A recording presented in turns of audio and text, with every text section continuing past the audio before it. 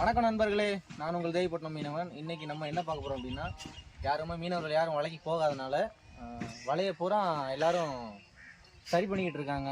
அதை தான் இன்றைக்கி நம்ம பார்க்க போகிறோம்.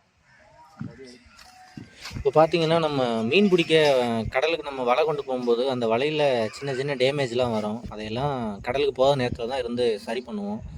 அப்படி சரி பண்ணுற வீடியோ தான் இப்போ நம்ம பார்த்துக்கிட்டு இருக்கோம். எத்தனை பேர் உட்காந்து ஒரு வலையை சரி பண்ணுறாங்கன்னு பாருங்கள். ஏன்னா அந்தளவுக்கு இந்த வலையில் அவ்வளோ டேமேஜ் இருக்குது. இந்த மாதிரி கடலுக்கு போகாத நேரங்களில் நாங்கள் உட்காந்து இந்த மாதிரி ஒவ்வொரு வேலையும் சரி பண்ணி வச்சிட்டோம் அப்படின்னா, நாங்கள் கடலுக்கு மீன் பிடிக்கிற போகிற காலத்தில் எங்களுக்கு அதிகமான மீன் மாட்டோம். அதனால தான் இந்த வலையை பூரா நாங்கள் சரி பண்ணிக்கிட்டு இருக்கோம். இது எப்படி சரி பண்ணுறோன்னு பாருங்கள். இது என்ன வலை அப்படின்னு பார்த்தீங்கன்னா, நம்ம கரைப்புறமாக எங்கள் ஊரில் மணலை மீன் அப்படின்னு சொல்லுவோம். அந்த மீன் பிடிக்கிறக்காண்டி தான் இந்த வலை ரெடி பண்ணிக்கிட்டு இருக்காங்க. எப்படி வேலை பார்க்குறாங்க? எங்கள் ஊரில் இந்த வலைக்கு பேர் அடி வலை அப்படின்னு சொல்லுவோம். இந்த வலையை பயன்படுத்தி மீன் பிடிக்கிறதுக்கு குறைஞ்சது ஒரு 5லேருந்து 6 பேர் வேணும். அப்போ தான் இந்த வலையை பயன்படுத்தி நம்ம மீன் பிடிக்க முடியும். அப்படி ஒரு செட்டப்பான வலை தான் இந்த வலை.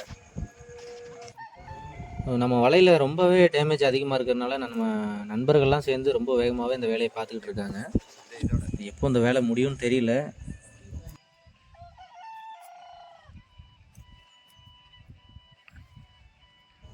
நம்ம கடற்கரை பக்கத்துலேயே தான் இந்த வலையெல்லாம் போட்டு சரி பண்ணிக்கிட்டு இருக்கோம்.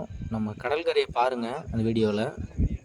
இதுதான் தேவிப்பட்டினம் கடற்கரை. நம்ம ஊர் கடல் வந்து இப்போ கொஞ்சம் உள்வாங்கி இருக்கிறதுனால கரைப்புறம்லாம் வெறும் சகதியாக இருக்குது. இப்போ பார்த்திங்கன்னா நம்ம நண்பர்கள்லாம் வேலையை விறுவிறுன்னு பார்த்துக்கிட்டு இருக்காங்க. வேலை இன்னும் கொஞ்சம் நேரத்தில் முடிய போகுது. ரொம்ப இன்ட்ரெஸ்ட்டாக பார்த்துக்கிட்டு இருக்காங்க.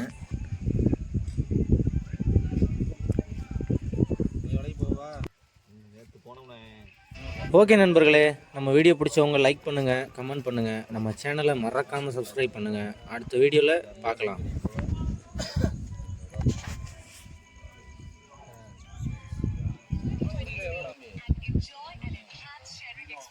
தனியாக வந்து